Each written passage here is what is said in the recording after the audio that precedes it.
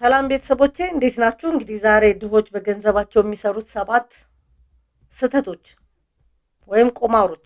እንግዲህ ያው ደሃ ማለት ምን ማለት ነው የሚለው ሀብታም ማለት የራሱ ኤክስፕላኔሽን ቢኖረውም እነዚህ ነገሮች ውስጣችን ካሉ ስህተት ነውና ማረም መቻል አለብን ማለት ነው።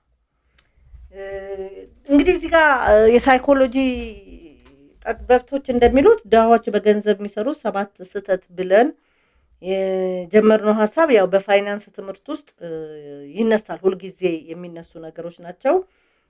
እነዚህ ነገሮች ደግሞ ማስታወስ መቻል አለብን። ይህ የሰዎችን እሴት ለመከፋፈል ሳይሆን የገንዘብ ልምዳቸውን ለምሳሌ ሀብታም የገንዘብ ልምድ አለው፣ እንዴት እንደሚያስተዳድር፣ እንዴት እንደሚያወጣ፣ እንዴት እንደሚያስገባ፣ ደሃም እንደዚሁ ማለት ነው። ስለዚህ ዛሬ ላይ የምናየው የደሃውን ነው። እስቲ እንየውና ስህተት ከሆነ ማስተካከል መቻል አለብን ማለት ነው። ቁማርና ፈጣን ሀብትን መፈለግ፣ ይሄ እንግዲህ የደሃዎች ልማድ ነው ማለት ነው።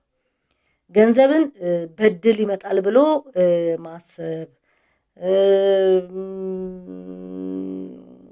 ፈጣን ሀብትን መፈለግ፣ ይሄ በገንዘብ ላይ ደሃዎች የሚሰሩት ስህተት ነው ማለት ነው።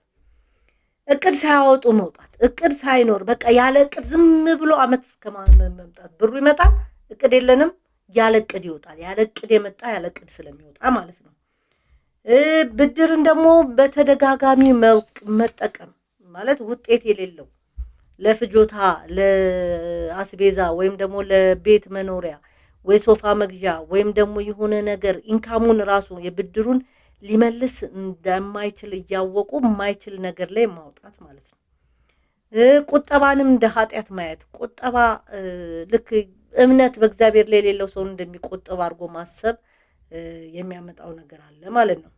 ለስሜታቸው መገዛት፣ ይህም ደግሞ አለ። በቃ ሲፈልጉ መብላት ይበላሉ። ስጋ ኪስ ውስጥ 1000 ብር እያለ 1000 ብር ስጋ የሚበላ አለ። ነገ የሚመጡትን ነገሮች ባለማየት ማለት ነው።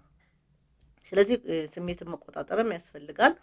የፋይናንስ ትምህርት ለመማርም አለመፈለግ እንደዚሁ ችግር ነው። የጊዜና እድል ይገጣጠማል ብሎ መጠበቅ፣ ሳይሰሩ መጠበቅ፣ እድል በድል ይከፍላለሁ ብሎ ማሰብ ትንሽ ከባድ ነውና እነዚህ ነገሮች ስህተቶች ናቸው። ስህተቶች እነዚህ ነገሮች ራሳችን ውስጥ ካለ ማስተካከል ይገባናል ማለት ነው። ቤተሰቦቼ አመሰግናለሁ።